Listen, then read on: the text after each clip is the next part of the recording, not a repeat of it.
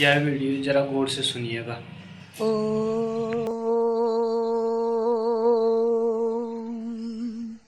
अथातो भक्ति जिज्ञासा सह अपरा अनुरक्तीश्वरे तत्संस्थस्य अमृतत्वा उपदेशात् ज्ञानम् इति चैनं दृशतः अपि ज्ञानस्य तदसंस्थिते तयोपक्षयाच्च।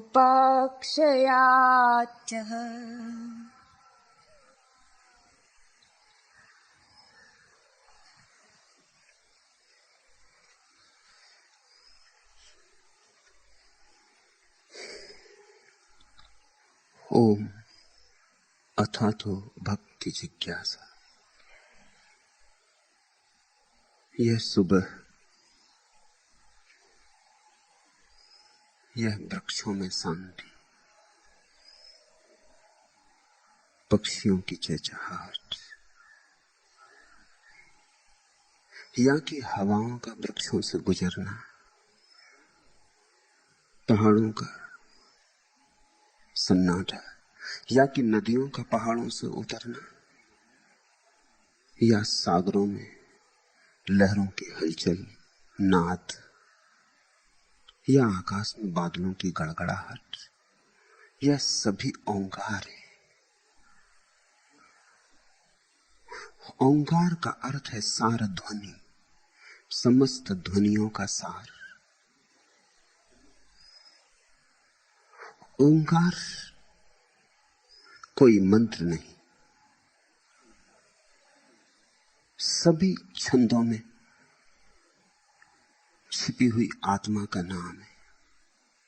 जहां भी गीत है वहां ओंकार है, जहां भी वाणी है वहां ओंकार है, जहां भी ध्वनि है वहां ओंकार है। और ये सारा जगत ध्वनियों से भरा है। इस जगत की उत्पत्ति ध्वनि में, इस जगत का जीवन ध्वनि में, और इस जगत का विसर्जन भी ध्वनि में। ओम से सब पैदा हुआ, ओम में सब जीता, ओम में सब एक दिन लीन हो जाता है। जो प्रारंभ है वही अंत है, और जो प्रारंभ है और अंत है वही मध्य भी है। मध्य अन्यथा कैसे होगा? इंजील कहती है प्रारंभ में ईश्वर था, और ईश्वर शब्द के साथ था, और ईश्वर शब्द था, और फिर उसी शब्द से सब निष्पन्न हुआ। वह ओंकार की ही चर्चा है। मैं बोलूं तो ओंकार है, तुम सुनो तो ओंकार है, हम मौन बैठे तो ओंकार है। जहां लयबद्धता है वही ओंकार है। सन्नाटे में भी स्मरण रखना, जहां कोई नाद नहीं पैदा होता वहां भी छुपा हुआ नाद है। मौन का संगीत, शून्य का संगीत। जब तुम चुप हो तब भी तो एक गीत झरझर बहता है।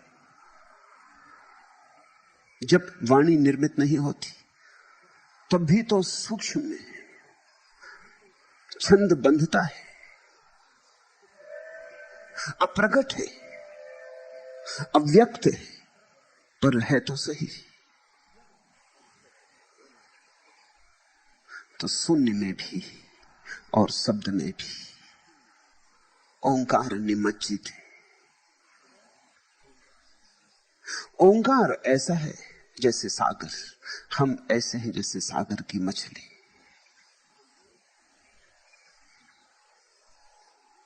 इस ओंकार को समझना, इस ओंकार को ठीक से समझा नहीं गया है। लोग तो समझे कि एक मंत्र है, दोहरा लिया, ये दोहराने की बात नहीं है। ये तो तुम्हारे भीतर जब छंदोबद्धता पैदा हो तभी तुम समझोगे ओंकार क्या है। हिंदू होने से नहीं समझोगे, वेद पाठी होने से नहीं समझोगे, पूजा का थाल सजाकर ओंकार की रटन करने से नहीं समझोगे। जब तुम्हारे जीवन में उत्सव होगा तब समझोगे, जब तुम्हारे जीवन में गान फूटेगा तब समझोगे, जब तुम्हारे भीतर झरने बहेंगे तब समझोगे। ओम से शुरुआत अद्भुत है। ओम अथातो भक्ति जिज्ञासा। उस ओम में सब आ गया। अब आगे विस्तार होगा। जो जानते हैं उनके लिए ओम में सब कह दिया गया, जो नहीं जानते उनके लिए बात फैला के कहनी होगी। अन्यथा शास्त्र पूरा हो गया ओंकार पर। ओंकार बनता है तीन ध्वनियों से, आ उ मा। ये तीन मूल ध्वनियां हैं। से सभी ध्वनियां इन्हीं ध्वनियों के प्रकारांतर से भेद है। यही असली त्रिवेणी है, आ उ मा। यही त्रिमूर्ति है। यही शब्द ब्रह्म के तीन चेहरे। सब शास्त्र आ उ मा में समाहित हो गए। हिंदुओं के हों कि मुसलमानों के, कि ईसाइयों के, बौद्धों के, कि जैनों के, भेद नहीं पड़ता। जो भी कहा गया है अब तक और जो नहीं कहा गया, सब इन तीन ध्वनियों में समाहित हो गया है। ओम कहा तो सब कहा, ओम जाना तो सब जाना। इसलिए वेद घोषणा करते हैं कि जिसने ओंकार को जान लिया उसे जानने को कुछ और शेष नहीं रहा। निश्चित ही ये उस ओंकार की बात नहीं है जो तुम अपने पूजा गृह में बैठ के दोहरा लेते हो। ये ओंकार तो तुम्हारे पूरे जीवन की सुगंध की तरह प्रकट होगा तो समझोगे। तुम्हारे जीवन में बड़ी छंदहीनता है। तुम्हारा जीवन टूटा फूटा हुआ सितार है, जिसके तार या तो बहुत ढीले हैं या बहुत कसे हैं, और जिस तार पर कैसे उंगलियां रखें उसका शास्त्र ही तुम भूल गए हो, और जिस सितार को कैसे बजाएं, कैसे निनादित करें, उसकी भाषा ही तुम्हें नहीं आती। तुम सितार लिए बैठे हो, सितार में छिपा संगीत तुम्हारी प्रतीक्षा करता है, और जीवन बड़ी पीड़ा से भरा है। ये सारी पीड़ा रूपांतरित हो सकती है। तुम गाओ, तुम गुनगुनाओ, तुम्हारे भीतर की सरिता बहे, तुम नाचो। भक्ति जीवन का परम स्वीकार है। इसलिए शुभ ही है कि सांडिल्य अपने इस अपूर्व सूत्र ग्रंथ का उद्घाटन ओम से करते हैं। ठीक ही है,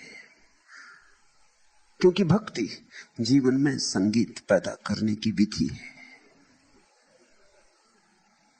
जिस दिन तुम संगीतपूर्ण हो जाओगे, जिस दिन तुम्हारे भीतर एक भी स्वर ऐसा न रहेगा जो व्याघात उत्पन्न करता है, जिस दिन तुम बेसुरे न रहोगे, उसी दिन प्रभु मिलन हो गया। प्रभु कहीं और थोड़ी, छंदबद्धता में, लयबद्धता में। जिस दिन नृत्य पूरा हो उठेगा, गान मुखरित होगा, तुम्हारे भीतर का छंद जिस क्षण स्वच्छंद होगा, उसी क्षण परमात्मा से मिलन हो गया। इसलिए तो कहते वेद कि ओम को जिन्होंने जान लिया उन्हें जानने को कुछ शेष न रहा। ये शास्त्र में लिखे हुए ओम की बात नहीं है, ये जीवन में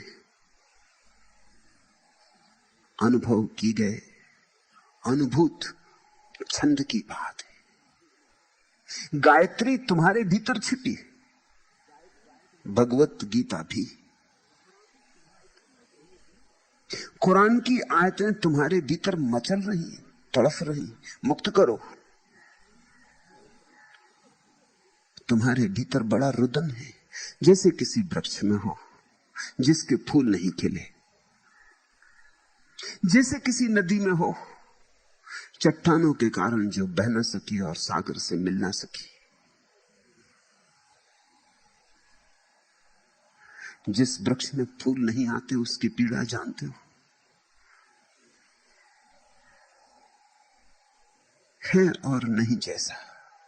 जब तक फूल ना आए और जब तक सुगंध छिपी है जो पड़ी प्राणों में, जड़ों से जो मुक्त होना चाहती है, जो पक्षी बन के उड़ जाना चाहती आकाश में, जो पंख फैलाना चाहती है, जो चांद तारों से बात करना चाहती। बहुत दिन हो गए कारागृह में जड़ों की पड़े पड़े, जो छूट जाना चाहती है सब जंजीरों से। जब तक वह सुगंध फूलों से मुक्त ना हो जाए तब तक वृक्ष तृप्त कैसे हो? तब तक कैसी तृप्ति, कैसा संतोष, कैसी शांति, कैसा आनंद। तब तक वृक्ष उदास है। ऐसे ही वृक्ष तुम हो। तुम्हारे भीतर ओंकार पड़ा है, बंधन में, जंजीरों में। मुक्त करो उसे। गाओ, नाचो। ऐसे नाचो कि नाचने वाला मिट जाए और नाच ही रह जाए। उस क्षण पहचान होगी ओंकार से। ऐसे गाओ कि गायक ना बचे, गीत ही रह जाए। उस क्षण तुम भगवत गीता हो गए।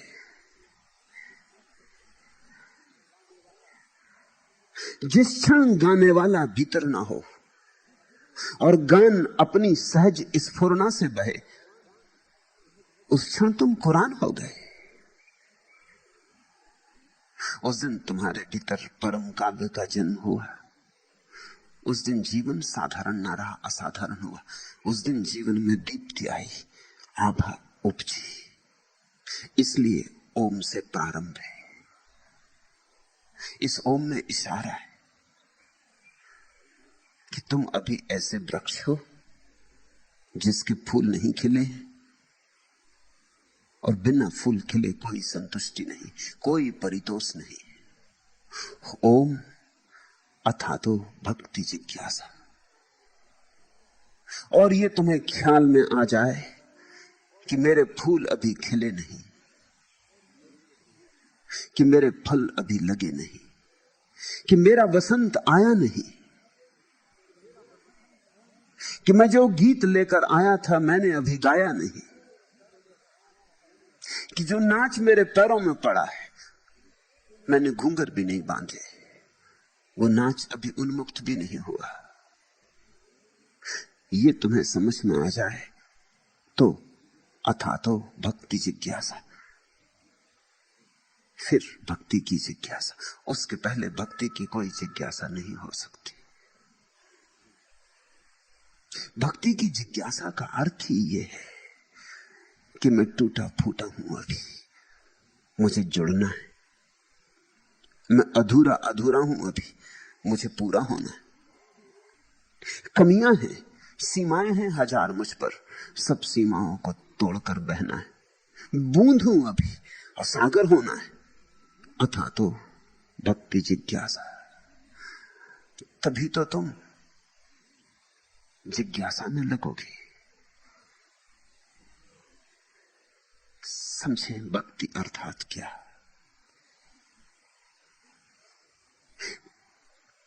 एक तत्व हमारे भीतर है जिसको प्रीति कहें।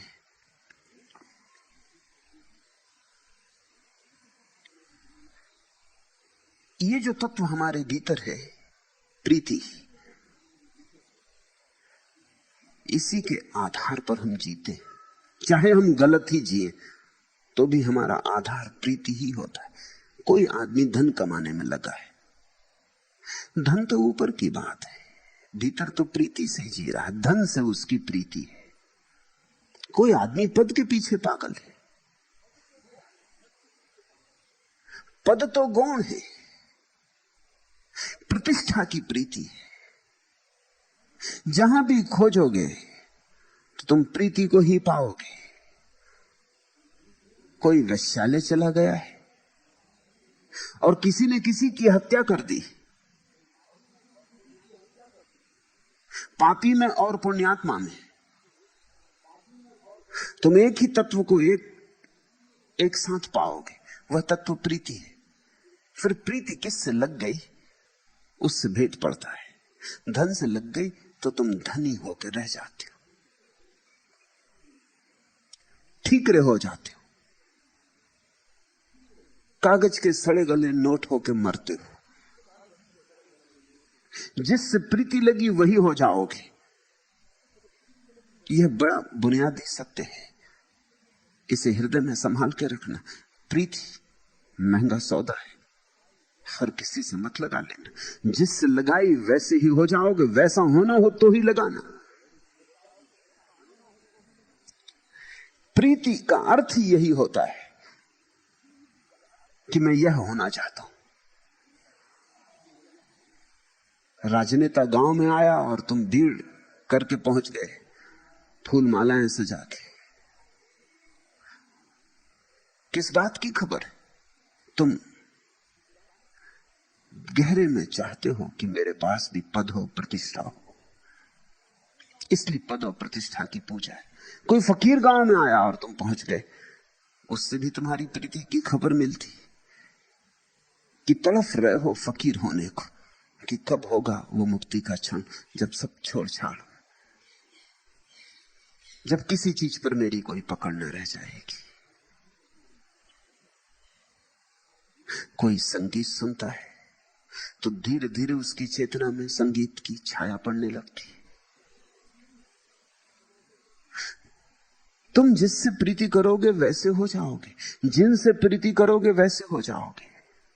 तो प्रीति का तत्व रूपांतरकारी है, प्रीति का तत्व भीतरी रसायन है, और बिना प्रीति के कोई भी नहीं रह सकता।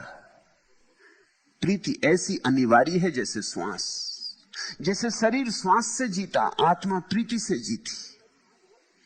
इसलिए अगर तुम्हारे जीवन में कोई प्रीति ना हो तो तुम आत्महत्या करने को उतारू हो जाओ, या कभी तुम्हारे प्रीति का सेतु टूट जाए तो आत्महत्या करने को उतारू हो जाओगे। घर में आग लग गई और सारा धन जल गया और तुमने आत्महत्या कर ली।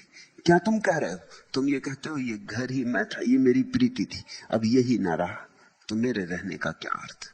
तुम्हारी पत्नी मर गई और तुमने आत्महत्या कर ली। तुम क्या कह रहे हो? तुम ये कह रहे हो ये मेरी प्रीति का आधार था, जब मेरी प्रीति उजड़ गई मेरा संसार उजड़ गया, अब मेरे रहने में कोई सार नहीं। हम प्रीति के साथ अपना तादात्म्य कर लेते। बिना प्रीति के कोई भी नहीं जी सकता। जीना संभव ही प्रीति के सहारे है। जैसे बिना श्वास लिए शरीर नहीं रहेगा, वैसे बिना प्रीति के आत्मा नहीं टिकेगी। प्रीति है तो आत्मा टिकी रहती, फिर प्रीति गलत से भी हो तो भी आत्मा टिकी रहती। मगर चाहिए प्रीति तो चाहिए, गलत हो कि सही। फिर प्रीति के बहुत ढंग हैं, वो समझ लेने चाहिए। एक प्रीति है जो तुम्हारी पत्नी में होती, मित्रों में होती, पति में होती, भाई बहन में होती। उस प्रीति को हम प्रेम कहते हैं। प्रेम का अर्थ होता है उसके साथ जो समतल है, तुमसे ऊपर भी नहीं, तुमसे नीचे भी नहीं, तुम्हारे जैसा है, जिससे आलिंगन हो सकता है, उसको प्रेम कहते हैं। समतुल व्यक्तियों में प्रीति होती तो प्रेम कहते हैं। फिर एक प्रीति होती माता पिता या गुरु में, उसे श्रद्धा कहते हैं। कोई तुमसे ऊपर है, प्रीति को पहाड़ चढ़ना पड़ता, इसलिए श्रद्धा कठिन होती। श्रद्धा में दांव लगाना पड़ता है, श्रद्धा में चढ़ाई है। इसलिए बहुत कम लोगों में वैसी प्रीति मिलेगी जिसको श्रद्धा कहें। माता पिता से कौन प्रीति करता है? कर्तव्य निभाते हैं लोग, दिखाते हैं, उपचार दिखाना पड़ता है। प्रीति कहां? अपने से ऊपर प्रीति करने में पहाड़ चढ़ने की हिम्मत होनी चाहिए। और ध्यान रखना, तुम अपने से ऊपर जितने ऊपर प्रीति करोगे उतने ही तुम ऊपर जाने लगोगे, तुम्हारी चेतना ऊर्ध्वगामी होगी। इसलिए तो हमने श्रद्धा को बड़ा मूल्य दिया है सदियों से, क्योंकि श्रद्धा आदमी को बदलती, अपने से पार ले जाती। तुम्हारे हाथ तुमसे ऊपर की तरफ उठने लगते और तुम्हारे पैर किसी ऊर्ध्व गमन पर गतिमान होते। तुम्हारी आंखें ऊंचे शिखरों से टकराती और चुनौती लेती। जिसके जीवन में श्रद्धा नहीं है उसके जीवन में विकास नहीं, विकास हो ही नहीं सकता। किसी को महावीर में श्रद्धा है तो विकास होगा, किसी को बुद्ध में तो, कृष्ण में तो, क्राइस्ट में तो। श्रद्धा से विकास होता है। कृष्ण क्राइस्ट तो सब खूंटियां हैं। कहां तुमने अपनी श्रद्धा टांगी, ये बात गौण है, मगर श्रद्धा कहीं ना कहीं टांगना जरूर। ये बात बहुत महत्वपूर्ण नहीं है कि तुमने महावीर चुना, कि मोहम्मद, कि कृष्ण चुने, कि क्राइस्ट। इसमें बहुत मूल्य नहीं है। मूल्य इस बात में है कि तुमने श्रद्धा का कोई पात्र चुना, तुमने कोई चुना जो तुमसे पार है, तुमने कोई चुना जो आकाश में धवल शिखरों की भांति। उस चुनाव में ही यात्रा शुरू हो गई। तुम्हारी आंखें ऊपर उठने लगी, तुमने जमीन पर गड़े गड़े चलना बंद कर दिया, तुमने जमीन पर सरकना बंद कर दिया, तुम्हारे पंख फड़फड़ाने लगे। आज नहीं कल तुम उड़ोगे, क्योंकि जिससे श्रद्धा लग गई है उस तक जाना होगा। यात्रा कठिन होगी तो भी जाना होगा, लाख कठिनाइयां होंगी तो भी जाना होगा। प्रीति लग जाए तो कठिनाइयों का पता नहीं चलता। तो एक प्रीति है श्रद्धा, अपने से ऊपर, वो ऊर्ध्वगामी। एक प्रीति है प्रेम, अपने से समतुल, उससे तुम कहीं जाते आते नहीं, कोल्हू के बैल की तरह चक्कर काटते हो। पत्नी भी तुम जैसी, पति भी तुम जैसा, मित्र भी तुम जैसे, लोग अपने जैसे ही तो चुनते हैं, लोग अपने जैसों में ही तो आकर्षित होते। अपने से बड़े में आकर्षित होने में ही खतरा मालूम होता है। क्यों? क्योंकि पहले तो किसी को अपने से बड़ा मानना अहंकार के प्रतिकूल है, किसी को गुरु मानना अहंकार के प्रतिकूल है। अहंकारी किसी को गुरु नहीं मान सकता, वो हजार बहाने खोजता है सिद्ध करने के कि कोई गुरु है ही नहीं। अब कहां गुरु? सतयुग में होते थे, ये कलयुग है। अब कहां गुरु? ये पंचम काल है। अब कहां गुरु? सब कहानियां हैं, कपोल कल्पनाएं हैं। बचाता है अपने को, क्योंकि गुरु चुनने में ही तुमने एक बात जाहिर कर दी कि अब तुम्हें चुनौती स्वीकार करनी पड़ेगी। तुम जहां हो वहीं समाप्त नहीं हो सकते हो, ऊपर जाना है। इसलिए लोग अपने ही समान व्यक्तियों को चुनते हैं, उनके साथ कहीं जाना नहीं, यहीं झगड़ना है। पति पत्नी यहीं लड़ते रहेंगे, कोल्हू के बैल की तरह रोज वही दोहराते रहेंगे जो कल भी किया था, परसों भी किया था, कल भी करेंगे, परसों भी करेंगे। पूरा जन्म निकल जाएगा और वही पुनरुक्ति, नहीं कोई गति होती, हो नहीं सकती। तीसरा प्रेम है, प्रीति है, जिसे हम स्नेह कहते, वो अपने से छोटों के प्रति। पुत्र, कन्यादिक या शिष्य जो अपने से छोटे के प्रति होती। अपने से छोटे के प्रति भी हम आसानी से राजी हो जाते। सच तो यह है, हम बड़े आह्लादित होते, इसलिए तुम आह्लादित हो तो जब तुम्हारे घर में बेटा पैदा होता। तुम्हारा आह्लाद क्या है? तुम्हारा आह्लाद यही है कि इसकी तुलना में तुम बड़े हो गए। तुमने कहानी सुनी ना, अकबर ने एक लकीर खींच दी राज दरबार में आकर और कहा इसे बिना छुए छोटी कर दो।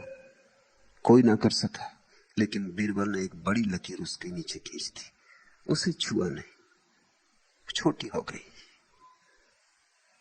छोटी लकीर खींच देता तो बड़ी हो जाती, उसे छुए बिना। तुम अपने पुत्र में पुत्रियों में इतना जो रस लेते हो, उसका कारण क्या है? चलो कोई तो है जो तुम्हारी तरफ देखता है और तुम्हें बड़ा मानता है, तुम्हारे अहंकार को तृप्ति मिलती। इसलिए शिष्य होना कठिन है, गुरु होना आसान मालूम पड़ता है। एक शिष्य गुरु के पास पहुंचा,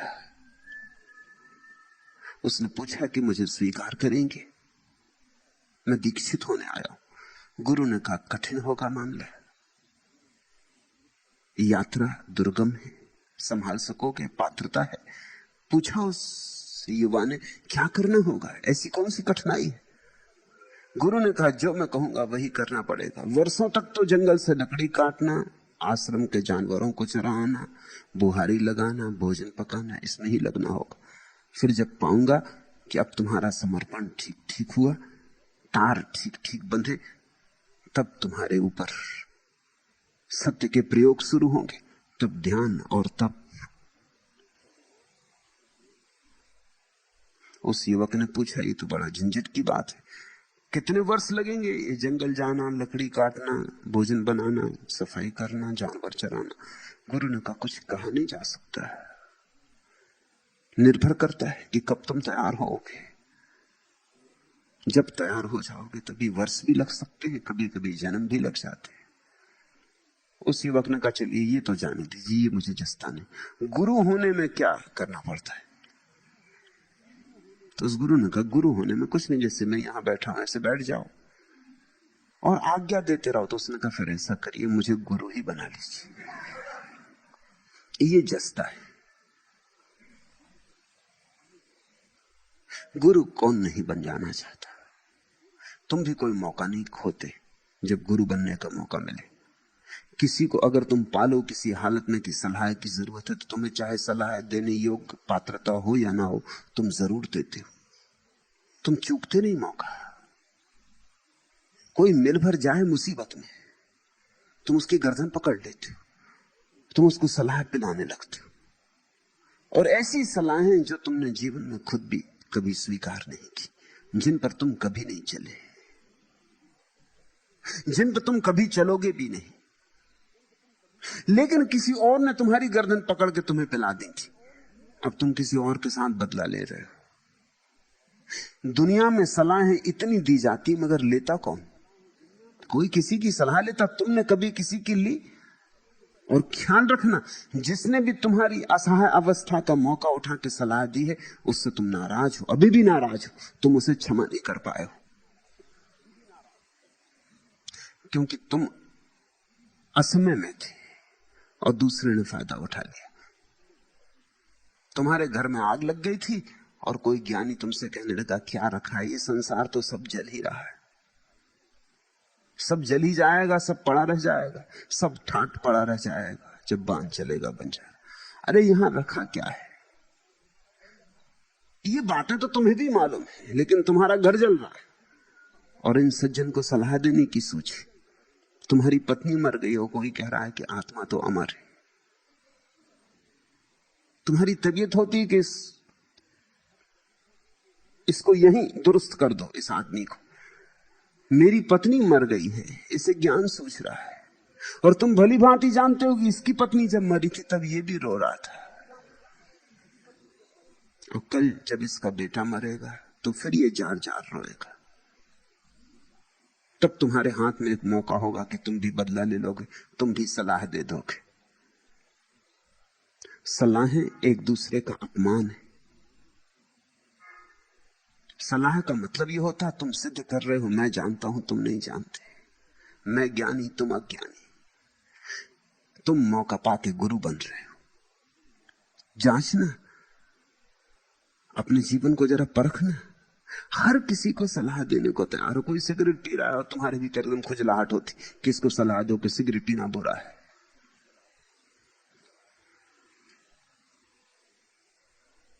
और तुम पान चबा रहे हो, मगर पान चबाना बात और।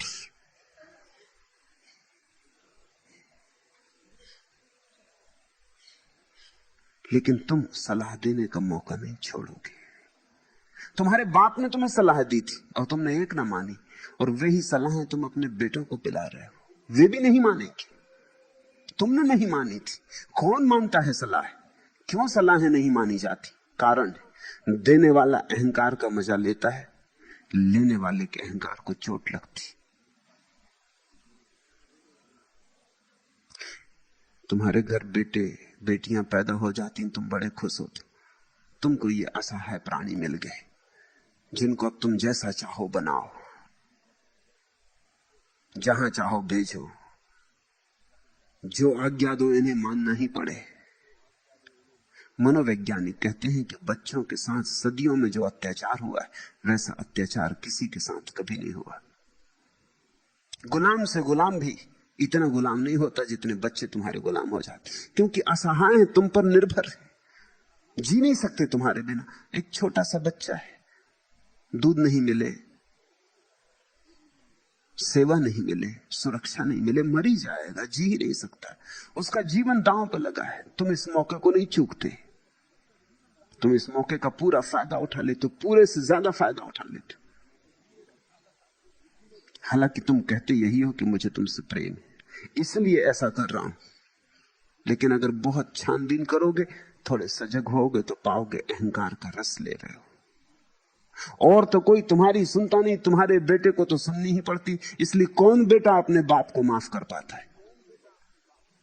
कोई बेटा अपने बाप को माफ नहीं कर पाता। और अगर मौका मिलेगा बुढ़ापे में, जब तुम बूढ़े हो जाओगे और कमजोर हो जाओगे, असहाय हो जाओगे, बच्चे जैसे हो जाओगे, तब तुम्हारा बेटा तुमसे बदला लेगा। तब छोटी छोटी बातों में तुम दुत्कारे जाओगे, और तब तुम तड़फोगे और तुम कहोगे, मैंने ऐसा क्या पाप किया, मैंने तुझे बड़ा किया, मैंने अपना जीवन तेरे ऊपर लगाया, निछावर किया, और तू मुझसे बदला ले रहा। ये कैसी अकृतज्ञता? नहीं, लेकिन तुम जांच करना, गौर करना। तुमने अपने अहंकार को खूब उछाला होगा। इस बेटे में पड़े घाव अब तक हरे। बच्चों के साथ हम बड़ा अमानवीय व्यवहार करते, और ये कहते हम चले जाते हैं कि हमारा बड़ा स्नेह। अपने से छोटे के प्रति जो प्रीति होती है, उसका नाम स्नेह।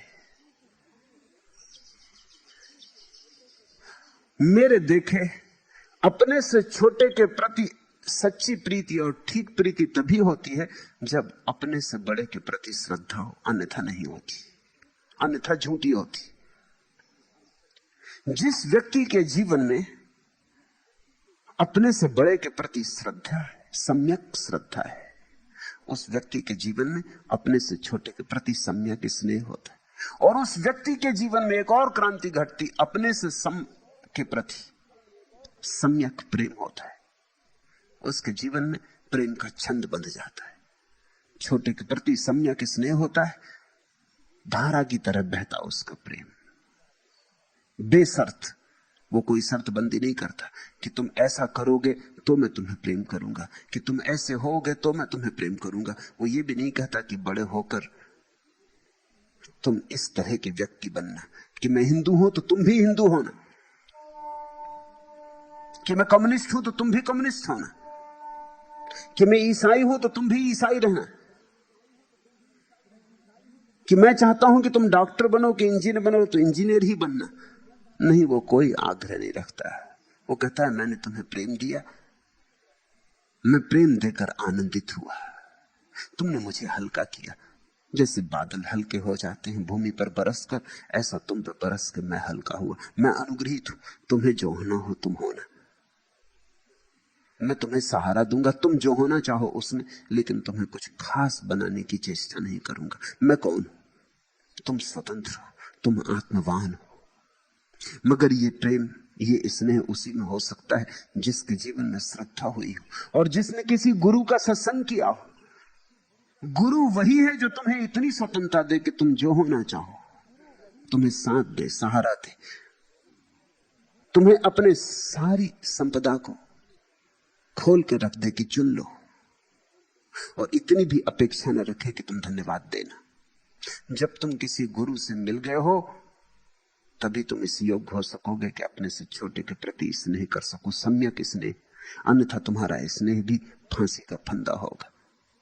और जब तुम अपने से बड़े के प्रति श्रद्धा कर सको और अपने से छोटे के प्रति स्नेह कर सको तो दोनों के मध्य में प्रेम की घटना घटती, अन्यथा नहीं घटती। तभी तुम अपनी पत्नी को प्रेम कर सकोगे, अपने पति को प्रेम कर सकोगे, और उस प्रेम में बड़े फूल खिलेंगे, बड़ी सुगंध होगी, उस प्रेम में बड़े संगीत का जन्म होगा। ये प्रीति की तीन साधारण स्थितियां हैं, और जब ये तीनों सम्यक हो जाती हैं, जब इन तीनों के तार मिल जाते हैं, जब ये तीनों छंदोबद्ध हो जाती, तब चौथी अवस्था, परम अवस्था पैदा होती, उसका नाम भक्ति, अथा तो भक्ति जिज्ञासा। जिसने स्नेह किया हो, जिसने प्रेम किया हो, जिसने श्रद्धा की हो, और जिसके तीनों के तार मिल गए और तीनों के माध्यम से जिसके भीतर एक अपूर्व आनंद की आभा जगी हो, वही व्यक्ति भक्ति करने में कुशल हो सकता है। भक्ति प्रीति की पराकाष्ठा है। भक्ति का अर्थ है सर्वात्मा से प्रीति। छोटे से कर ली, समान से कर ली, बड़े से कर ली, अब सर्वात्मा से, अब परमेश्वर से। परमेश्वर कोई व्यक्ति नहीं है, ख्याल रखना बार बार। अगर परमेश्वर व्यक्ति है तुम्हारी धारणा में, तो तुम जो करोगे वो श्रद्धा होगी। फिर श्रद्धा में और भक्ति में कोई फर्क न रह जाएगा। फिर तो परमेश्वर भी एक व्यक्ति हो गया, जैसे गुरु है, और ऊपर सही, बहुत ऊपर सही, मगर श्रद्धा ही रहेगी। श्रद्धा और भक्ति में भेद है। परमात्मा यानी सर्व। जिस दिन तुम्हारी प्रीति सब दिशाओं में अकारण बहने लगे, अहेतुक, वृक्षों को, पहाड़ों को, पत्थरों को, चांतारों को, दृश्य को, अदृश्य को, ये समस्त को तुम्हारी प्रीति मिलने लगे, तुम इस सारे के प्रेम में पड़ जाओ। तुम्हारे प्रेम पर कोई सीमाएं न रह जाए। उस दिन भक्ति। ओम अथा तो भक्ति जिज्ञासा। अब भक्ति की जिज्ञासा करें।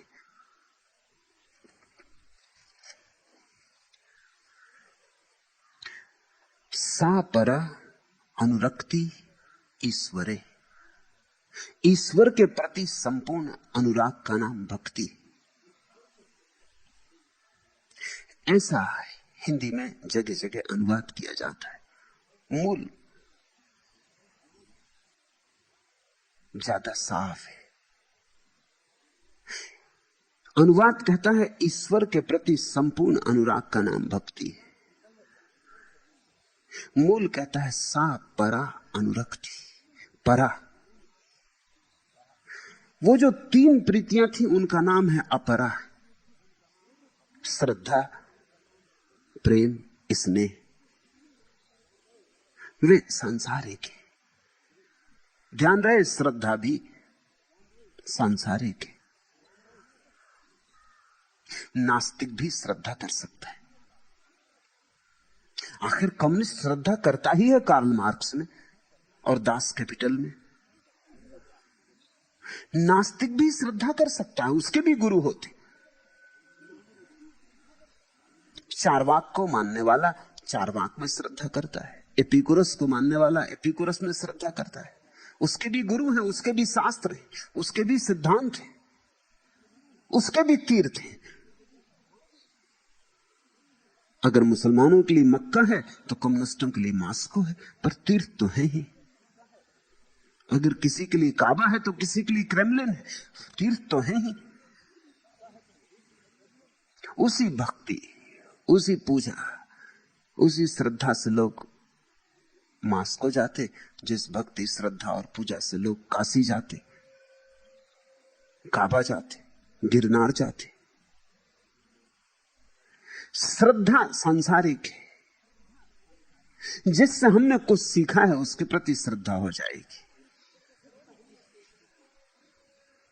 अगर तुमने किसी से चोरी सीखी है तो वो तुम्हारा गुरु हो गया और उससे श्रद्धा हो जाएगी। पापी भी श्रद्धा करता है, बुरा आदमी भी श्रद्धा करता है। अगर जिससे कुछ सीखा है वही गुरु हो जाता है। भक्ति श्रद्धा से भिन्न बात है। सूत्र कहता है सा परा अनुरक्ति।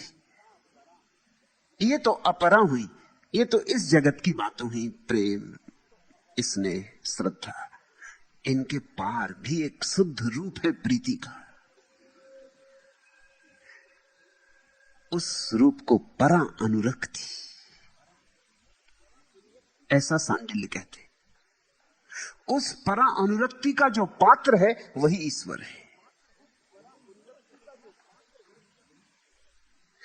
अब तुम ये मत समझना कि कोई ईश्वर है जिस पे तुम अपनी अनुरक्ति को डालोगे, जिस पे तुम अपनी अनुरक्ति को केंद्रित करोगे। नहीं, अगर तुमने कोई ईश्वर मान लिया और फिर उस पर अपनी अनुरक्ति को केंद्रित किया तो श्रद्धा हो गई। जिस दिन तुम्हारी अनुरक्ति सभी पात्रों से मुक्त हो जाएगी, न स्नेह रही, न प्रेम रही, न श्रद्धा रही, जिस दिन तुम्हारी प्रीति शुद्ध प्रीति हो गई, मात्र प्रीति हो गई, तुम्हारी चित्त की सहज दशा हो गई, उस दिन जिस तरफ तुम बहोगे वही ईश्वर है। सब तरफ ईश्वर है। सा परा अनुरक्ति ईश्वरे। परा अनुरक्ति संपूर्ण होती। बच्चे से प्रेम होता है, लेकिन इतना नहीं होता कि अगर मरने का वक्त आ जाए और चुनाव करना पड़े कि दो में से कोई एक ही जी सकता है, तुम या तुम्हारा बेटा, तो बहुत संभावना यह है कि तुम अपने को बचाओगे। तुम कहोगे बेटे तो और भी पैदा हो सकते। प्रेम था, लेकिन इतना नहीं था कि अपने को गंवा दो। पत्नी से प्रेम है, तुम कहते हो कि तेरे बिना मर जाऊंगा, मगर अगर आज ऐसा मौका आ जाए कि एक हत्यारा आ जाए और कहे कि दो में से कोई भी एक मरने को तैयार हो जाओ, तो तुम अपनी पत्नी को कहोगे क्या बैठी देख रही, तैयार हो, मैं तेरा स्वामी हूं। पति तो परमात्मा है, तू बैठी क्या देख रही। तब तुम मरने को राजी ना होगे। ये कहने की बातें। फिर संपूर्ण अनुरक्ति का क्या अर्थ होता है? संपूर्ण अनुरक्ति का अर्थ होता है अब तुम अपने को छोड़ने को राजी हो। अपरा अनुरक्ति में तुम रहते हो, तुम्हारे रहते सब ठीक, लेकिन अगर तुम्हें स्वयं को दांव लगाना पड़े तो फिर तुम हट जाते हो।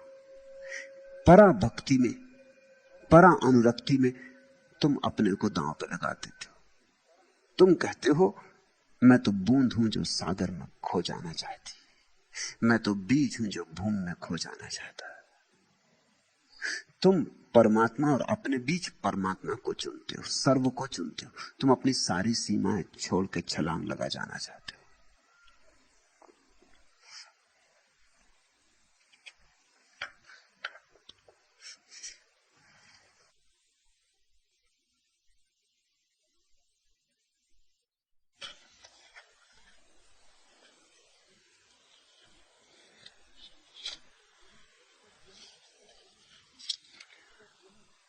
जब तक यह शीशे का घर है तब तक ही पत्थर का डर है।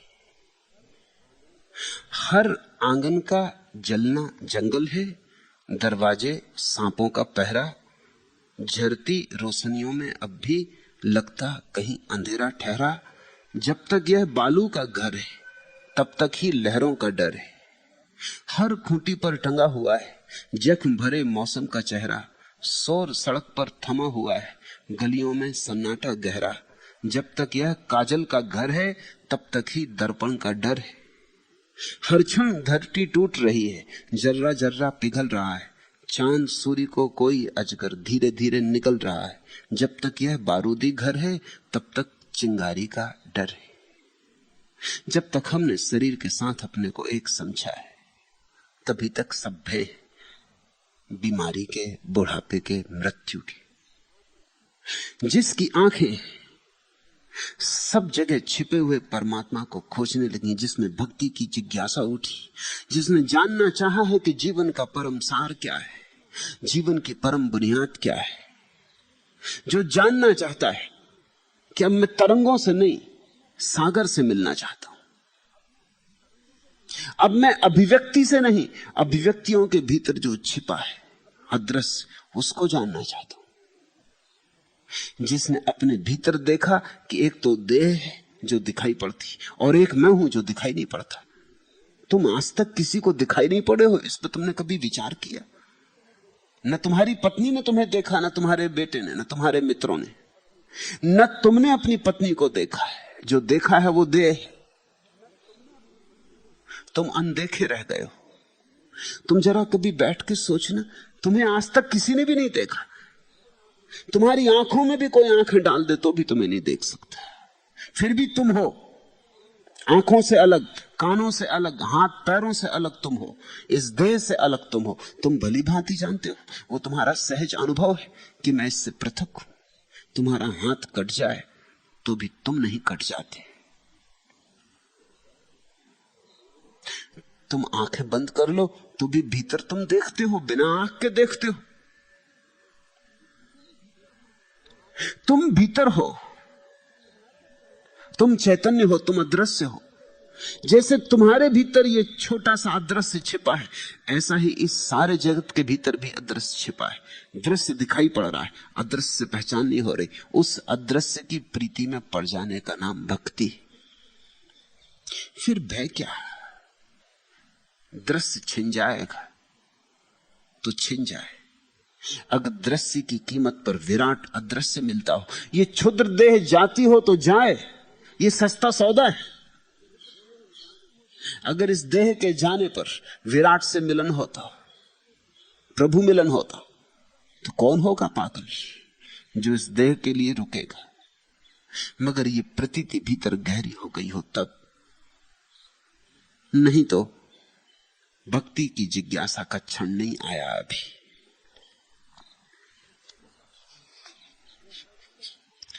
दोपहरी तक पहुंचते पहुंचते मुरझा जाता है जो, वह कैसा भोर है। क्या कुल मिलाकर जीवन का मुंह मृत्यु की ओर है? ऐसा ही है, हम सब मरने की तरफ चल रहे हैं। जिस दिन तुम्हें यह दिखाई पड़ता है कि देर अबेर, आज नहीं कल, ये देह छूट ही जाएगी, यहां हम सब मरने को ही सन्नद्ध खड़े, पंक्तिबद्ध खड़े। कोई आज मर गया, कोई कल मरेगा, देर अबेर मैं भी मरूंगा। यहां मृत्यु घटने ही वाली। इसके पहले अमृत से कुछ पहचान कर ले, अथा तो भक्ति जिज्ञासा। इसके पहले कि देह छिन जाए, देह में जो बसा है उससे पहचान कर ले। इसके पहले कि पिंजरा टूट जाए, पिंजरे में जो पक्षी है उससे पहचान कर ले। तो फिर पिंजरा रहे कि टूटे कोई भेद नहीं पड़ता। अंतर की जिसे पहचान हो गई, उसे सब तरफ भगवान की झलक मिलने लगती। मगर पहली पहचान अपने भीतर है। जिसने स्वयं को नहीं जाना, वो परमात्मा को कभी भी नहीं जान सकेगा। मेरे पास लोग आते हैं, वे कहते परमात्मा को जानना। मैं उनसे पूछता हूं, तुम स्वयं को जानते? स्वयं को बिना जाने कैसे परमात्मा को जानोगे? कण से तो पहचान करो, फिर विराट से करना।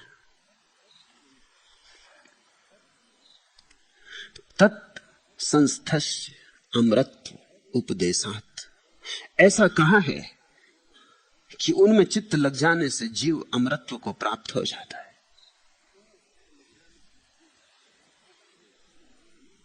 उपदेशात् का अर्थ होता है जिन्होंने जाना उन्होंने कहा है। उपदेश शब्द का अर्थ इतना ही नहीं होता कि ऐसा कहा है। हर किसी की कही बात उपदेश नहीं होती। उपदेश किसकी बात को कहते हैं? जिसने जाना हो। और उपदेश क्यों कहते हैं? उपदेश शब्द का शाब्दिक अर्थ होता है जिसके पास बैठने से तुम भी जान लो। उपदेश, जिसके पास बैठने से तुम्हें भी जानना घटित हो जाए, जिसकी सन्निधि में तुम्हारे भीतर भी तरंगें उठने लगे, जिसके स्पर्श से तुम भी स्फुरित हो उठो, जिसके निकट आने से तुम्हारा दिया भी जल जाए, उसके वचन को उपदेश कहते। तत् संस्थस्य अमृतत्व उपदेशात्। जिन्होंने जाना है उन्होंने कहा है कि उसमें चित्त लग जाने से जीव अमृतत्व को प्राप्त हो जाता है। अनुवाद में थोड़े शब्द ज्यादा हो गए। संस्कृत के सूत्र शब्दों के संबंध में बड़े वैज्ञानिक एक शब्द का भी ज्यादा उपयोग नहीं करेंगे। अनुवादक ने जीव शब्द को बीच में डाल दिया। अनुवाद इतना ही होना चाहिए, जिन्होंने जाना उन्होंने कहा, जो उसे पा लेते हैं वे अमृत हो जाते हैं, उनकी मृत्यु मिट जाती है, उनके लिए मृत्यु मिट जाती है, उनका मृत्यु से संबंध विच्छिन्न हो जाता। क्यों? क्योंकि ईश्वर का अर्थ होता है जीवन। वृक्ष आते हैं और जाते हैं, लेकिन वृक्षों के भीतर जो छिपा जीवन है वो सदा है। पात्र बदलते हैं, नाटक चलता है। हम नहीं थे, सब था। हम नहीं होंगे, फिर भी सब होगा। हमारे होने न होने से कुछ भेद नहीं पड़ता। जो है। हम तरंगे हैं। हम हो भी जाते हैं, नहीं भी हो जाते, फिर भी इस अस्तित्व में न तो हमारे होने से कुछ जुड़ता है और न हमारे न होने से कुछ घटता है। यह अस्तित्व उतना का उतना, जितना का जितना, जस का तस, वैसा का वैसा बना रहता है। सागर में लहर उठी, फिर लहर सो गई। क्या तुम सोचते हो लहर के उठने से सागर में कुछ नया जुड़ गया था? अब लहर के चले जाने से क्या सागर में कुछ कमी हो गई? न तो सागर में कुछ जुड़ा, न कुछ कमी हुई। सब वैसा का वैसा है। सत्य न तो घटता न बढ़ता। बढ़े तो कहां से बढ़े, घटे तो कहां घटे, कैसे घटे? सत्य तो जितना है उतना है। जिस दिन व्यक्ति अपने को लहर की तरह देखता है और परमात्मा को सागर की तरह, अपने को तरंग की तरह, इससे ज्यादा नहीं। एक रूप, एक नाम, इससे ज्यादा नहीं। एक भाव भंगिमा, एक मुख मुद्रा, इससे ज्यादा नहीं। उसके भीतर उठा हुआ एक स्वप्न, इससे ज्यादा नहीं। अमृत से संबंध हो गया। तत्संतस्थ, उसके साथ जो जुड़ गया। तत् शब्द विचारणी, तत् का अर्थ होता है वह, दैट। ईश्वर को हम कोई व्यक्तिवाची नाम नहीं देते हैं, क्योंकि व्यक्तिवाची नाम देने से भ्रांतियां होती हैं। राम कहो, कृष्ण कहो, भ्रांति खड़ी होती, क्योंकि ये भी तरंगे, बड़ी तरंगे सही, मगर तरंगे, उसकी तरंगे। अवतार सही, मगर आज हैं और कल नहीं हो जाएंगे। छोटी तरंग हो सागर में कि बड़ी तरंग हो, इससे क्या फर्क पड़ता है? तरंग तरंग है। उसकी तत्व, उसमें जो ठहर गया, उससे भिन्न अपने को जो नहीं मानता, उसका संबंध अमृत से हो जाता है, क्योंकि परमात्मा अमृत है। ऐसा कहना कि परमात्मा अमृत है शायद ठीक नहीं, ऐसा ही कहना ठीक है कि इस जगत में जो अमृत है उसका नाम परमात्मा है। इस जगत में जो नहीं मरता उसका नाम परमात्मा है। जो इस जगत में मर जाता है वो संसार, जो नहीं मरता वह परमात्मा है। तुमने एक बीज बोया, बीज मर गया, लेकिन अंकुर हो गया। जो बीज में छिपा था अमृत, अब अंकुर में आ गया। बीज मर गया, उसने बीज को छोड़ दिया, वो देह छोड़ दी, अब उसने नई देह ले ली, नया रूप ले लिया। अब तुम बैठ के रो मत बीज की मृत्यु पर, क्योंकि बीज में तो कुछ और था ही नहीं, जो था अब अंकुर में है। फिर एक दिन वृक्ष बड़ा हो गया, फिर एक दिन वृक्ष मर गया। अब तुम रो मत वृक्ष की मृत्यु पर, क्योंकि जो वृक्ष में मर गया वो फिर बीजों में छिप गया है, बीज पर वृक्ष लग गए। अब फिर कहीं, फिर किसी मौसम में, फिर किसी अवसर में, फिर किसी क्षण में बीज अंकुरित होंगे, फिर पौधा होगा, फिर वृक्ष होगा। जीवन शाश्वत है, रूप बदलते हैं, ढंग बदलते हैं, मगर जीवन शाश्वत है। उसे देखो, अविच्छिन्न जीवन की धारा को। एक दिन तुम मां के पेट में सिर्फ मांसपिंड थे, आज वो मांसपिंड कहीं भी नहीं। आज तुम्हारे सामने उस मांसपिंड का कोई चित्र रख दे तो तुम पहचान ही ना सकोगे कि कभी मैं ये था, या कि तुम सोचते हो पहचान सकोगे। फिर एक दिन तुम छोटे बच्चे थे, फिर वह भी खो गया, फिर तुम जवान थे, वो भी खो गया, अब तुम बूढ़े हो, वह भी खो रहा है। मौत भी आएगी, ये देह भी खो जाएगी। फिर किसी और क्षण में, फिर किसी और मौसम में तुम कहीं फिर उमगोगे, फिर जन्मोगे। जो इस तरह से रूपों से गुजरता है उसकी याद करो, उसका स्मरण करो, उसका नाम तत्व, वह अमृत है, और उससे जो जुड़ गया वह भी अमृत हो गया। अब यहां यह भ्रांति मत कर लेना, जैसा कि हिंदी अनुवाद में हो सकती है। ऐसा कहा है कि उनमें चित्त लग जाने से जीव अमृतत्व को प्राप्त हो जाता, इससे भ्रांति पैदा हो सकती। तुमको ये लग सकता है तो चलो परमात्मा से जुड़ जाएं, इससे मृत्यु से बच जाएंगे, अमृत हो जाएंगे, तो मैं बचूंगा, तो रहूंगा बैकुंठ में कि स्वर्ग में कि मोक्ष में, मगर मैं बचूंगा, जीव बचेगा। अब ये जीव नाहक बीच में ले आया गया, इसकी कोई जरूरत न थी। ये तो ऐसा ही हुआ कि बीज सोचे कि मैं बचूंगा, चलो कोई हर्जा नहीं, पौधे में बचूंगा। बीज कहां बचेगा, बीज तो जाएगा, तुम तो जाओगे, तुम नहीं बचोगे।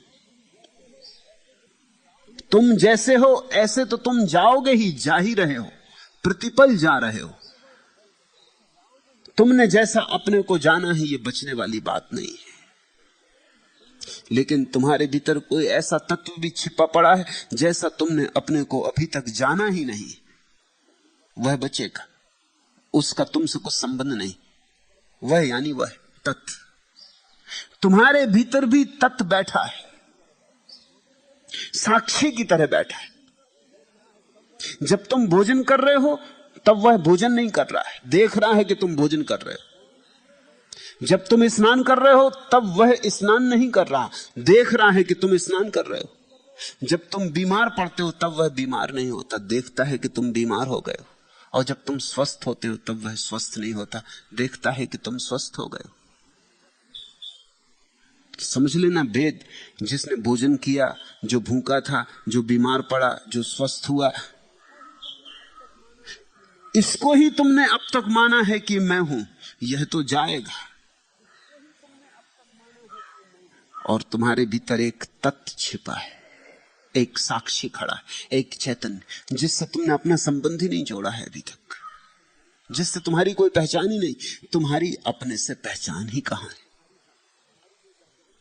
तुम्हारी हालत ऐसे ही है जैसे किसी ने अपने को अपने वस्त्रों के साथ एक कर लिया और सोचता है यही मैं हूं, ये कमीज, ये कोट, ये टोपी, ये अंगरखा, ये मैं हूं।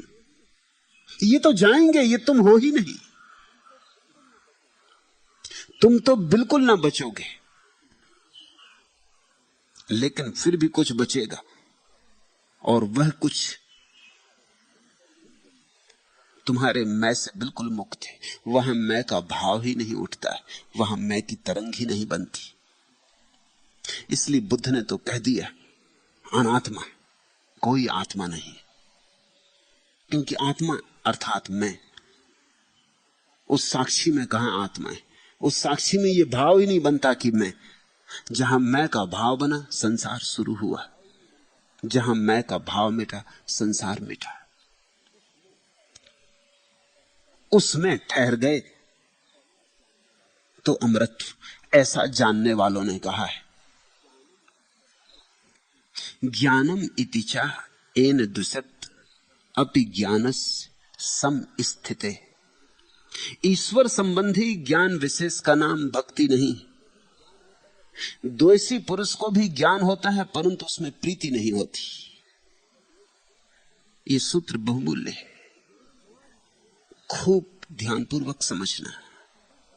ज्ञान विशेष का नाम भक्ति नहीं है। ईश्वर के संबंध में जानना, ईश्वर को जानना नहीं। ईश्वर के संबंध में जानना तो बहुत सस्ता है, बिना कुछ दांव पे लगाए हो जाता है। शास्त्र पढ़ लिए और जान लिया, सदगुरुओं के वचन कंठस्थ कर लिए तोते की भांति, तो ज्ञान तो सस्ता है। पंडित हो जाना तो बहुत सस्ता है, ज्ञानी होना बहुत कठिन है।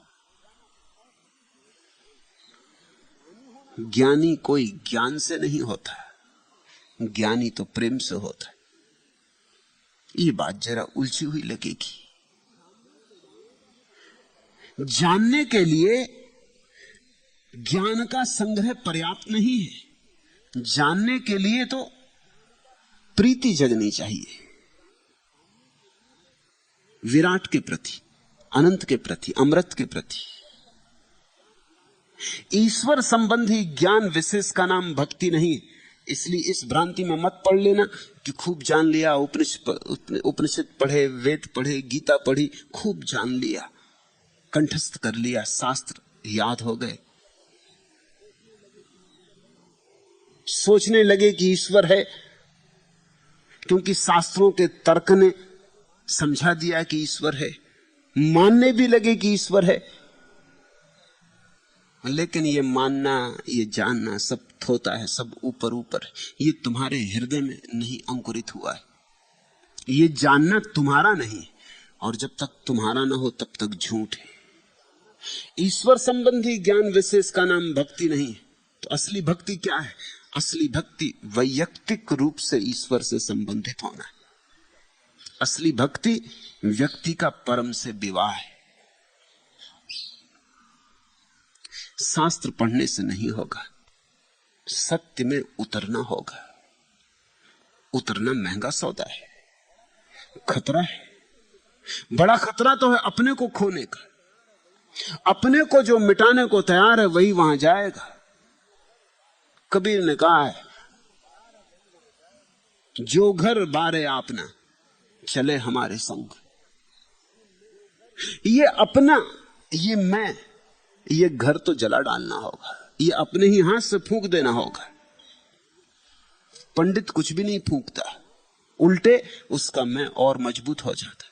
वो तो अपने मैं के घर को और बड़ा कर लेता है, ज्ञान से खूब सजा लेता है। ज्ञान आभूषण है अहंकार का। इसलिए ज्ञानी परमात्मा को नहीं जान पाता, प्रेमी जानता है। प्रेमी का अर्थ है जो अपने को कुर्बान करने को तत्पर है। प्रेमी का अर्थ है जो झुकने को, समर्पित होने को राजी। मैं रुका रहा किसी बांस की डाली की तरह, हवा के सामने झुका रहा और आवाज सुनता रहा एक कि नति ठीक है, मगर मना नहीं है तुम्हारे लिए गति। हमने तो तुमसे उन्नत होने को कहा है, विरत की बात कहां कही है हमने। रत रहने के लिए कहा है हमने तो तुमसे। सुनने को सुनता रहा मैं यह आवाज, मगर समझ लिया मैंने कि यह एक सलाह है, अपनी एक राह है मेरी, रुकने की और झुकने की, किसी ना किसी जगह पूरी तरह चुकने की। वही जान पाएगा परमात्मा को जिसने ये राह पकड़ी। अपनी एक राह है मेरी, रुकने की और झुकने की, किसी ना किसी जगह पूरी तरह झुकने की, जो अपने को पूरा उंडेल देगा। कुछ और चढ़ाने से काम नहीं होगा। किसको धोखा देते हो? फूल चढ़ाने से काम नहीं होगा जब तक तुम अपने प्राणों के फूल ना चढ़ाओ। ये धूप दीप जलाने से कुछ भी ना होगा जब तक तुम अपने प्राणों की धूप दीप ना जलाओ। ये तुम्हारे पूजा के थाल झूठे, इसलिए तो परमात्मा से कभी कोई संबंध नहीं हुआ। ये पूजा के थाल ही अड़ंगा बने।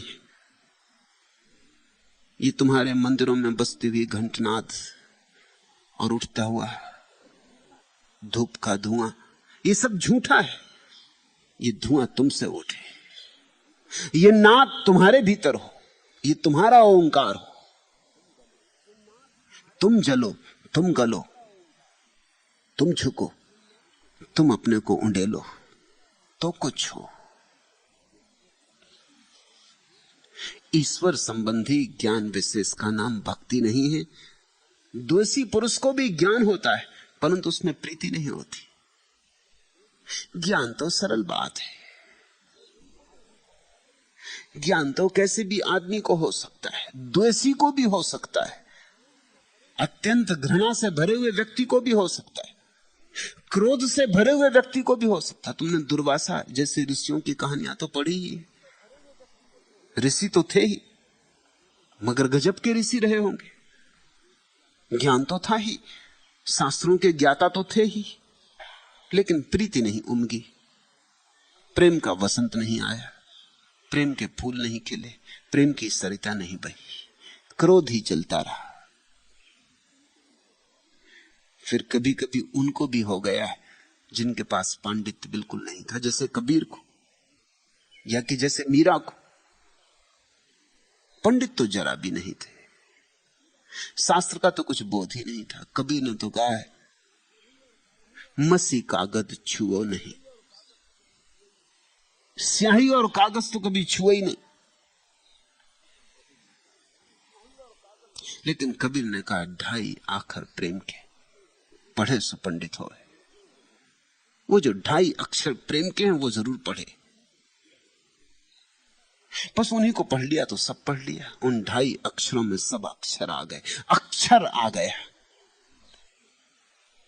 प्रेम द्वार है परमात्मा का, ज्ञान नहीं। 3 बातें ख्याल में लेना। पहली बात कर्म, दूसरी बात ज्ञान और तीसरी बात भक्ति। कर्म बड़ा स्थूल अहंकार है, कुछ करके दिखा दूं, कुछ पाके दिखा दूं। धन हो, पद हो, प्रतिष्ठा हो, दौड़धाम, कर्ता का अहंकार है। जब आदमी कर्म से हार जाता है, गिर पड़ता है, चलते चलते चलते थक जाता है, अनुभव में आता है कि मेरे किए कुछ भी नहीं होगा, मेरे बस में नहीं, मैं एक छोटी बूंद हूं और यह अस्तित्व बड़ा है, मेरी सामर्थ्य में नहीं। तब आदमी ज्ञान से संयुक्त होता है। कर्म से थका तो ज्ञान से संयुक्त होता है। ज्ञान का अर्थ होता है, जीत तो ना सका, जान के रहूंगा। जीत तो नहीं हो सकी, लेकिन जानना तो हो सकता है। यह सूक्ष्म अहंकार है। फिर एक दिन आदमी इससे भी थक जाता है कि जानना भी नहीं हो सकता।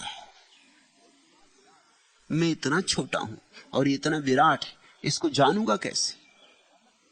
मैं इससे अलग कहां हूं? अलग थलग होता तो जान लेता, मैं तो इसी में जुड़ा हूं, इसी का हिस्सा हूं। अब कोई पत्ता किसी वृक्ष का वृक्ष को जानना चाहे, कैसे जानेगा? वो वृक्ष का ही हिस्सा है, वृक्ष उससे पूर्व है। वृक्ष चाहे तो पत्ते को जान ले, पत्ता वृक्ष को नहीं जान सकता। एक दिन कर्म थक जाता है तो ज्ञान पैदा होता है। कर्म यानी स्थूल अहंकार, ज्ञान यानी सूक्ष्म अहंकार। एक दिन ज्ञान भी थक जाता है, तब क्षण आता है, ओम, अथा तो भक्ति जिज्ञासा। तब आदमी कहता है न मैं जीत सका न मैं जान सका, प्रेम तो कर सकता हूं। यह हो सकता है। पत्ता वृक्ष को जीत नहीं सकता, न वृक्ष को जान सकता है, लेकिन पत्ता वृक्ष के प्रेम में लीन हो सकता है। इसमें कोई अड़चन नहीं। कर्म स्थूल अहंकार, ज्ञान सूक्ष्म अहंकार, भक्ति निरअहंकार।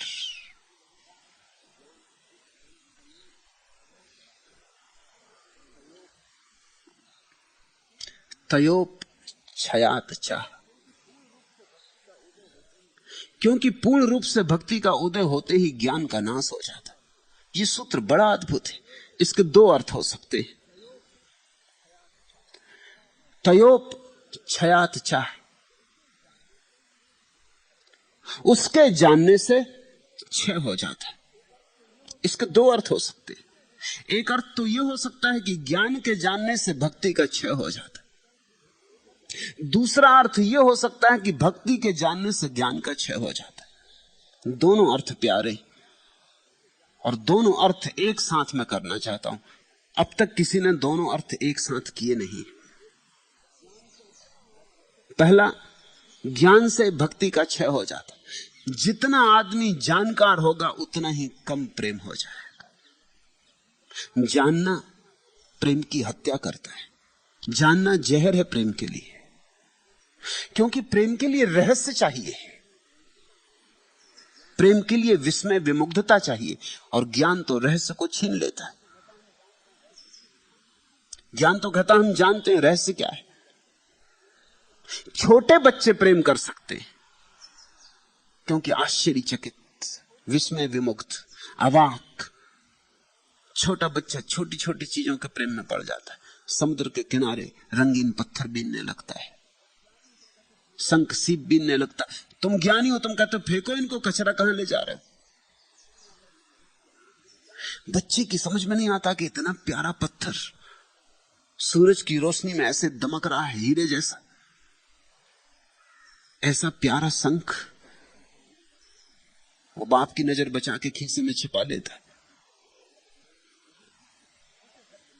उसे प्रेम उपजता है, उसे हर चीज से प्रेम उपजता है। वो हर चीज के पास ठिठक के खड़ा हो जाता है। घास में फूल खिला है और वो ठिठक के खड़ा हो जाता है। वो भरोसा नहीं कर पाता। ऐसा प्यारा फूल, ऐसा अद्भुत रंग, एक तितली उड़ी जा रही, वो भरोसा नहीं कर पाता। वो भागने लगता तितली के पीछे। ऐसा चमत्कार, जैसे फूल को पंख लग गए। हर चीज चमत्कृत करती है उसे, क्योंकि वो कुछ भी नहीं जानता है, अज्ञानी है, विस्मय से भरा है। आश्चर्य अभी उसका जीवित है। फिर तुम धीरे धीरे ज्ञान ठूसोगे, तुम हर चीज समझा दोगे। फिर एक दिन धीरे धीरे जब वो विश्वविद्यालय से वापस लौटेगा ज्ञानी होकर, सब गंवाकर और कोरे कागज साथ लेकर, सर्टिफिकेट लेकर, तब उसे कोई चीज विस्मय विमुक्त ना करेगी। हर चीज का उत्तर उसके पास होगा। तुम पूछो वृक्ष हरे क्यों, वो कहेगा क्लोरोफिल। बात खत्म हो गई। स्त्री सुंदर क्यों लगती है, हार्मोन। बात खत्म हो गई।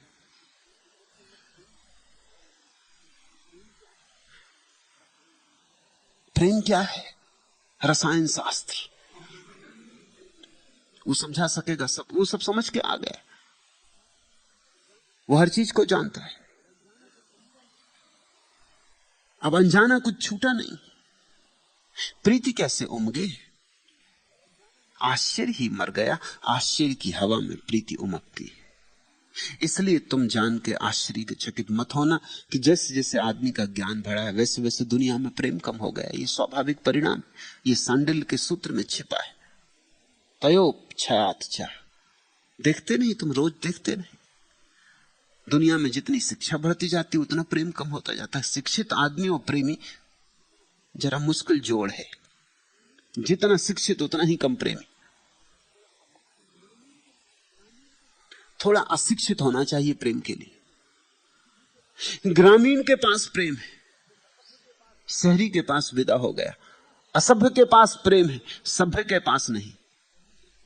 जो जितना सुसंस्कृत हो गया है उसके पास औपचारिकता है, लेकिन औपचारिकता में कहीं कोई प्राण नहीं, कहीं कोई जीवन नहीं। वो जब तुमसे पूछता है कहिए कैसे, कुछ नहीं पूछ रहा, वो ये कह रहा कि चलो आगे बढ़ो। ये तो पूछना पड़ता है, हमें मतलब, तुम्हें मतलब, किसी को क्या लेना देना है। वर्षों बीत जाते हैं और पड़ोसी से पहचान नहीं होती। सुसंस्कृत आदमी का कोई पड़ोसी ही नहीं है। पड़ोस तो प्रेम से बनता है। जीसस ने कहा कौन है पड़ोसी, क्योंकि जीसस बहुत जोर देते थे इस बात पर कि पड़ोसी से प्रेम करो, तो ही तुम परमात्मा से प्रेम कर पाओगे। अपने प्रेम को थोड़ा बढ़ाओ, फैलाओ सब तरफ, आस पड़ोस प्रेम को फैलाओ। कौन है पड़ोसी? एक दिन उनके शिष्य ने पूछा कि आप किसको पड़ोसी कहते? तो जीसस ने कहा एक आदमी निकलता था एक सुनसान रास्ते से, डाकुओं ने हमला किया, उसे लूट लिया, उसके छुरे मारे, उसको कई घावों से भर के पास के गड्ढे में फेंक दिया। फिर उसके गांव का ही पादरी वहां से गुजरा, रबाई। उसने देखा इस आदमी को, ये इसके गांव का ही आदमी था, इसके ही मंदिर में प्रार्थना करने आता था, ये मंदिर में ही प्रार्थना करने जा रहा था। इसने देखा घाव से भरे कराहते, उस आदमी ने कहा कि मुझे बचाओ, मैं मर रहा हूं, मुझे उठाओ। लेकिन उसने कहा कि अगर मैं तुम्हें उठाऊं तो मैं झंझट में पड़ूंगा, पुलिस पीछे पड़ेगी, क्या हुआ, कैसे हुआ, किसने मारा, तुम वहां क्या कर रहे थे, तुम्हारा कुछ हाथ तो नहीं है। फिर अभी मुझे मंदिर जाना है, मैं प्रार्थना करने जा रहा हूं, ये बेवक्त की झंझट कौन से सिर ले? मंदिर की जगह पुलिस थाने जाना पड़े, फिर इसको अस्पताल ले जाओ, फिर मरा जाए, फिर न मालूम कौन झंझट खड़ी हो। उसने तो पीठ फेर ली और चल पड़ा। फिर दूसरे गांव का एक आदमी पास से गुजर रहा था, जिसने इस आदमी को कभी देखा भी नहीं। वो पास आया, उसने इसे अपने गधे पर बिठाया, इसके घाव धोए, इसको पास की धर्मशाला में ले गया, वहां भोजन कराया, वहां इसे लिटाया, चिकित्सक को बुलाया, और ये इस आदमी को जानता भी नहीं था। तो जीसस ने पूछा अपने शिष्यों से, तुम किसको पड़ोसी कहते हो? वो पुरोहित पड़ोसी था जो पड़ोस में ही रहता था, या ये भी आदमी पड़ोसी जिसने इसे कभी देखा नहीं था? शिष्यों का स्वभाव था ये अजनबी आदमी पड़ोसी। तो जीसस ने कहा जहां प्रेम है वहां पड़ोस है। जितना बड़ा प्रेम है उतना बड़ा पड़ोस है। अगर प्रेम बड़ा हो तो सारी पृथ्वी पड़ोस है, और प्रेम बड़ा हो तो सारा ब्रह्मांड पड़ोस है। प्रेम की सीमा पड़ोस की सीमा है। प्रेम यानी पड़ोस। जैसे जैसे शिक्षा बढ़ती है, ज्ञान बढ़ता है, प्रेम संकुचित होता जाता है। तयोप छयात छा। इसलिए ज्ञान भक्ति में सहयोगी तो होता ही नहीं, बाधा होता है। और दूसरा अर्थ भी बहुमूल्य है, भक्ति से ज्ञान का क्षय हो जाता है। और जब भक्ति का जन्म होता है तो आदमी पुनः अज्ञानी हो जाता, वो सब ज्ञान व्यान को जला के फेंक देता, राख कर देता। क्योंकि जब वो परमात्मा से थोड़ा सा जुड़ता है तब उसे पता चलता है कि जो जाना सब कचरा था, वो तो सब झूठ था, वो तो सब व्यर्थ था। अब असली हीरे मिले तो वो जिसने कंकड़ पत्थर बीन रखे थे फेंक देता है। जो उसने शास्त्रों का उच्छिष्ट इकट्ठा कर लिया था अब क्यों करे? अब तो अपने ही शास्त्र का जन्म हो गया है। अब तो उपनिषद अपने भीतर ही उतर रहा है। अब क्यों किसी उपनिषद को बांधे फिरे? अब क्यों किसी कुरान की आयत को दोहराए? अपनी ही आयत गर्भ में आ गई, पक रही, अपने ही फल पकने लगे, अपने ही फूल खिलने लगे। तो जैसे ही भक्ति का जन्म होता है ज्ञान का क्षय हो जाता है। भक्ति और ज्ञान ऐसे है जैसे रोशनी और अंधेरा। रोशनी है तो अंधेरा नहीं, अंधेरा है तो रोशनी नहीं, दोनों साथ नहीं होते। ज्ञानी भक्त नहीं होता, ज्ञानी यानी पंडित, ख्याल रखना। और भक्त ज्ञानी नहीं होता, भक्त तो निर्दोष हो जाता, समस्त ज्ञान से मुक्त हो जाता है। भक्त तो पुनः अज्ञानी हो जाता है, क्योंकि परमात्मा अज्ञेय है, उसके सामने हम अज्ञानी की तरह ही खड़े हो सकते हैं, ज्ञानी की तरह नहीं। ज्ञान का दावा अहंकार का दावा है। इस सूत्र को खूब हृदय में संभाल के रखना, यह कुंजी तयोप क्षयात चा, क्योंकि पूर्ण रूप से भक्ति का उदय होते ही ज्ञान का नाश हो जाता है।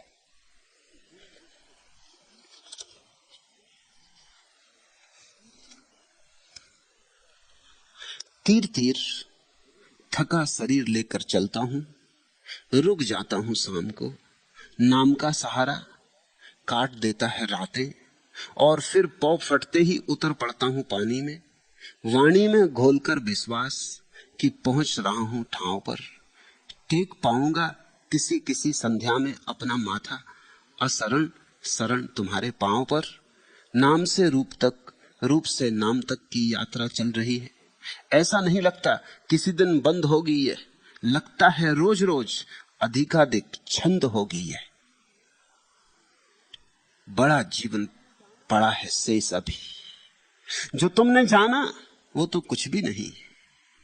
बड़ा जीवन शेष पड़ा है अभी, जो तुमने जाना वो तो मृत्यु है। अमृत तो अपरिचित पड़ा है अभी। बड़ी यात्रा करनी है। ये कुछ ऐसी यात्रा नहीं कि समाप्त होगी। ऐसा नहीं लगता कि किसी दिन बंद होगी ये, लगता है रोज रोज अधिकाधिक छंद होगी ये। रोज रोज नए छंद, नए गीत उमगेंगे। रोज रोज ओंकार नए रूपों में प्रकट होगा। बढ़ो, ज्ञान से नहीं, कर्म से नहीं, प्रेम से। ओम अथातो भक्ति जिज्ञासा। आज इतना ही।